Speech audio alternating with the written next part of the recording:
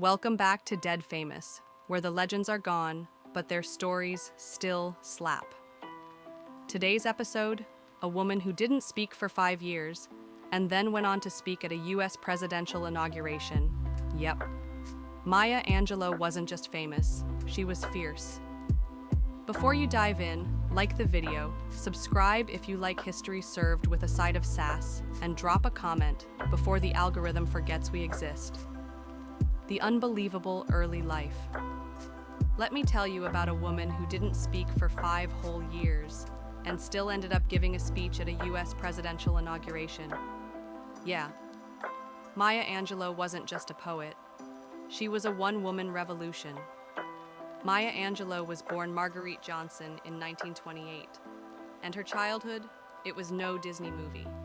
After a traumatic experience at age 8, she went completely silent, as in, didn't speak a single word, for 5 years. Most kids stay quiet for 5 minutes, and we throw a party. But Maya? She listened, she read, she observed, and somewhere in that silence, she started becoming the writer who would shake the world.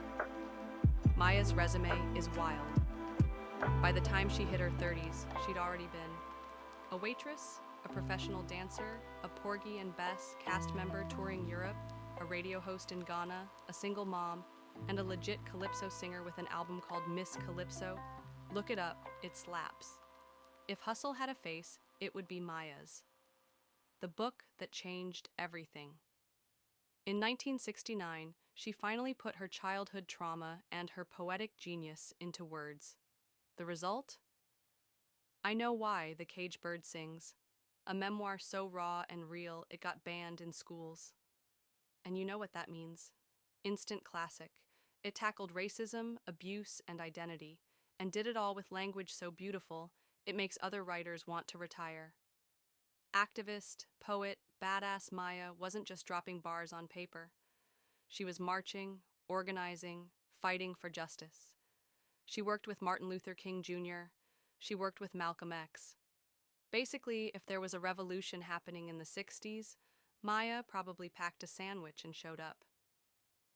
Poetry that punches you in the feelings. She gave us poems that made people cry, shout, and get tattoos. Let's just say, Still I Rise isn't just a poem, it's a power anthem. Oh, and about that presidential speech? In 1993, Bill Clinton asked her to read at his inauguration. She delivered On the Pulse of Morning, and millions listened. Not bad for someone who once refused to speak at all. The quotes that slap. Maya's quotes are like spiritual slaps to the face. When someone shows you who they are, believe them the first time. I've learned that people will forget what you said, but never how you made them feel. Try to be a rainbow in someone else's cloud. Inspirational? Yes. Slightly passive-aggressive if used on Instagram captions? Also yes. The mic drop legacy Maya's influence? Everywhere. You don't get a Beyoncé without a Maya. You don't get modern poetry, women's empowerment, or half of Oprah's emotional breakdowns without Maya. She didn't just write poems. She redefined what it means to be a phenomenal woman, and then put it in a poem called Phenomenal Woman. Subtle? Number iconic? Definitely. Maya Angelou turned silence into strength and struggle into poetry. She didn't just live through history, she rewrote it. If that doesn't deserve a like, I don't know what does. Subscribe to Dead Famous for more wild stories of the icons you thought you knew.